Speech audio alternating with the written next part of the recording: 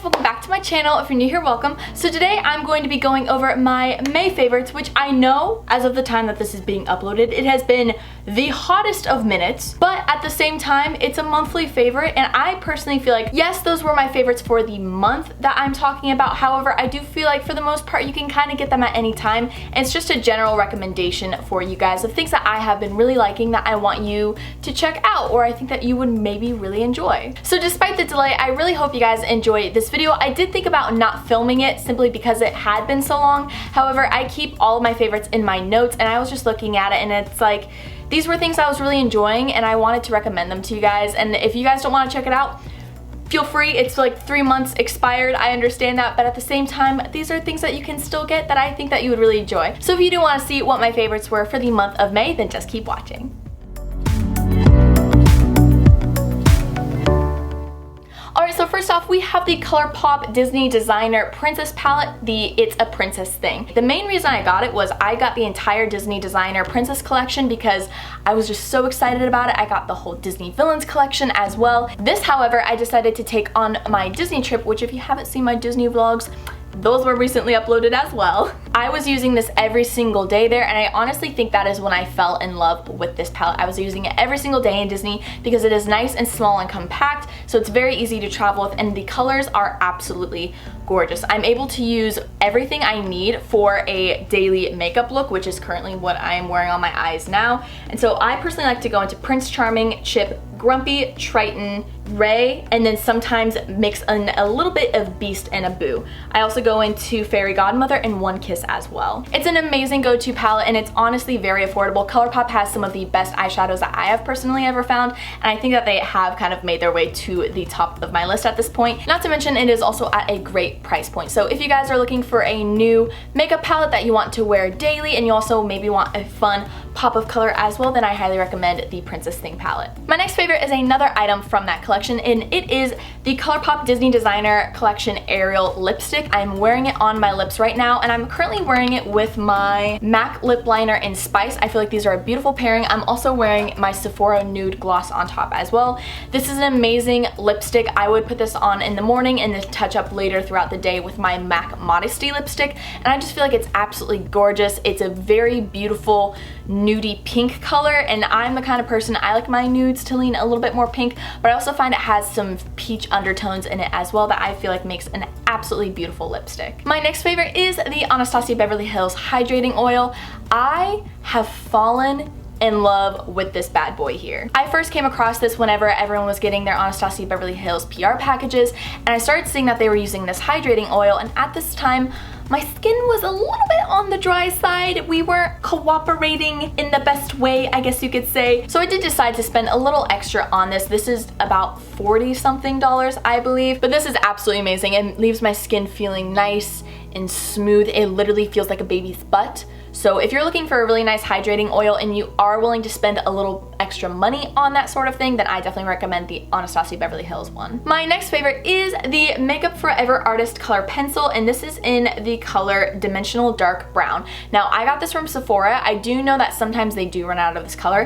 However, this is my absolute favorite eyeliner at the moment, and personally, as you can see, I like to do wings, and I do those with liquid eyeliner. This is my favorite if I'm going out with just a tight line on the upper lash line, or I'm applying this to the lower waterline, or I will even tight line the upper lash line, waterline as well, and I absolutely love this color. It's really nice to smudge out and kind of make it look smoky, and it kind of is able to just give the effect of a thicker lash line without really looking like you're wearing eyeliner. So this is kind of my little go-to sneak attack weapon if I want to look like I'm wearing makeup without actually having to wear a lot of makeup. My next favorite makeup item is this Ardell Lash Grip Eyelash Glue. Now, if you guys have been around my channel for about a year now, you know that last Christmas, I don't know what it was, I don't know what happened or what caused it, but all of a sudden, every single lash glue I would try would cause my eyes to turn into tennis balls. Brands that I would literally have used for years,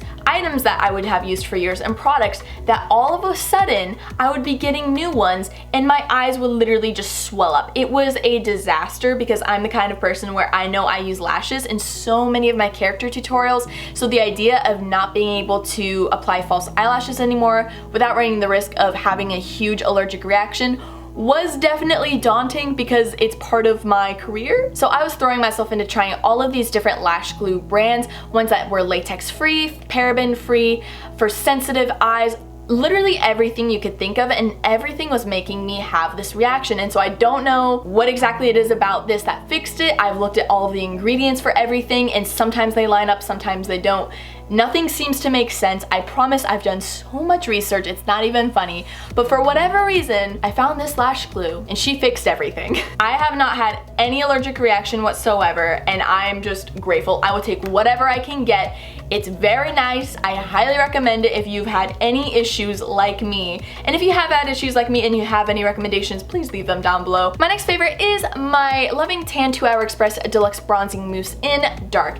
I used this a little bit in my Disney vlog, day 1 I believe, and I showed you guys how I applied it, and honestly I didn't really do it much justice, but I did want to show you guys a little bit of how I use it in case any of you guys were curious and just wanted a quick recommendation of a good self-tanner.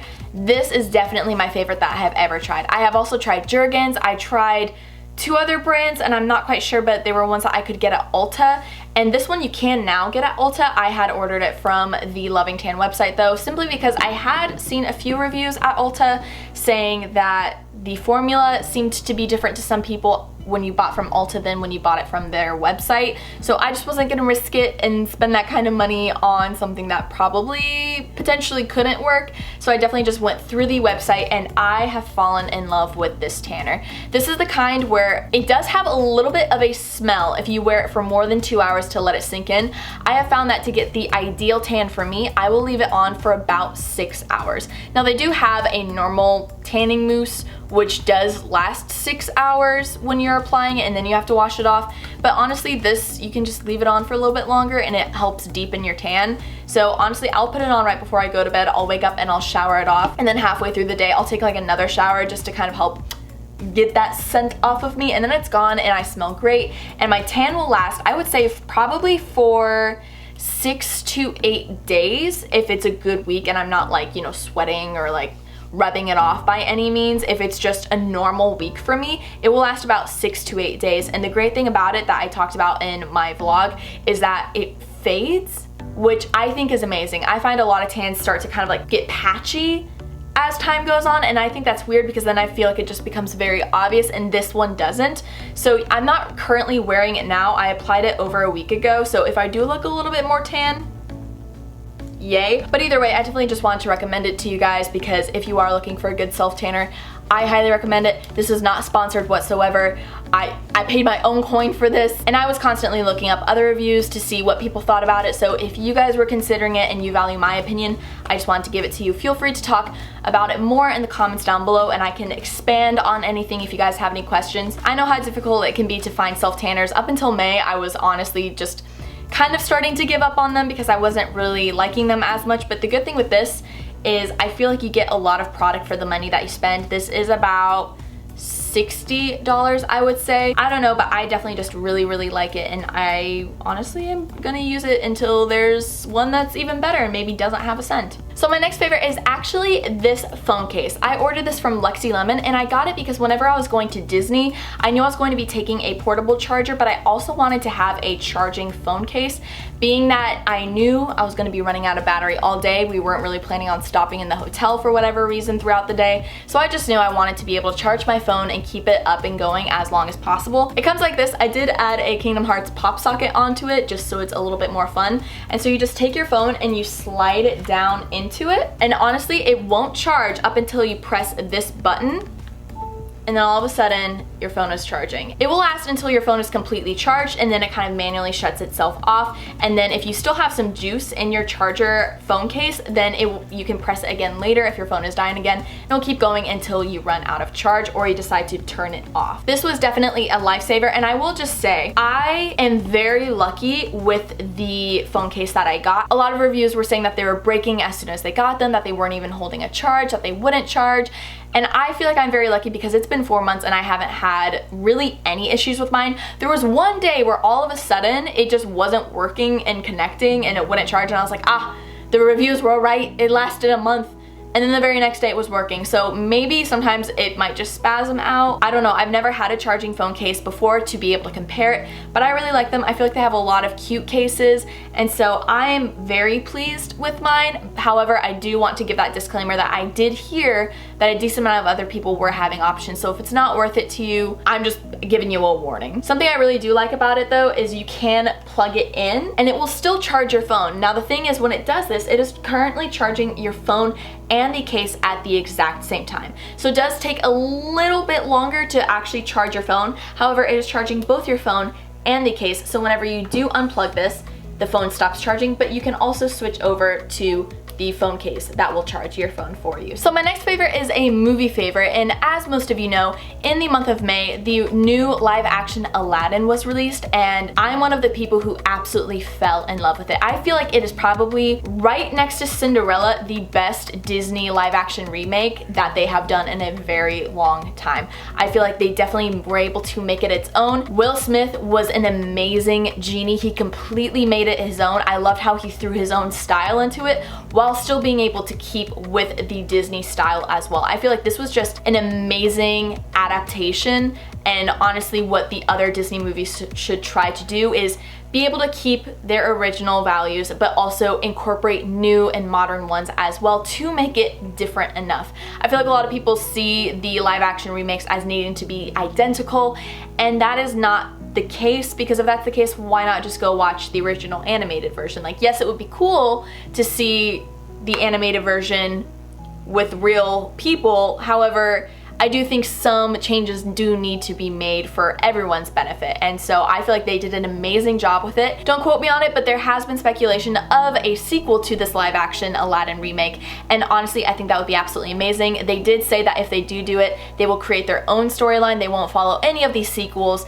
that Aladdin had that were straight to VHS way back in the day, which once again I think is another great idea, that they could kind of start to take their own different spin on these classic movies. And my last favorite is an experience I had with my best friend Lily whenever we were visiting Walt Disney World. Lily and I, the very first night, we went to go see the Happily Ever After fireworks show, and that is definitely just one of the best experiences I have ever had. It is so beautiful from every standpoint, from the music to the lighting, the fireworks, the animation on the castle. Everything about it is so magical and well done. And like, honestly, I'm gonna sound so bad, but like I started crying when I was watching it, simply because the animation to make it look like the castle is moving and all of the different parts, like when you really have to think about all of the work and the amazing talent that was put into making something as spectacular as that, it is just absolutely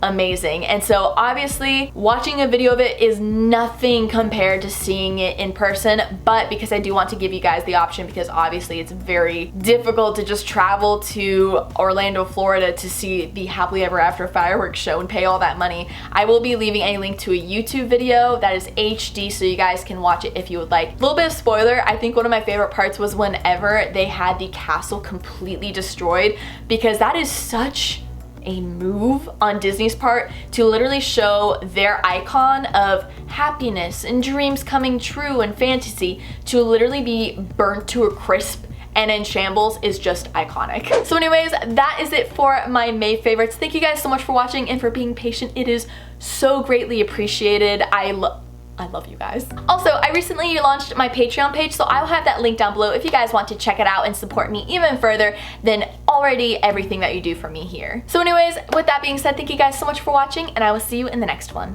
Bye!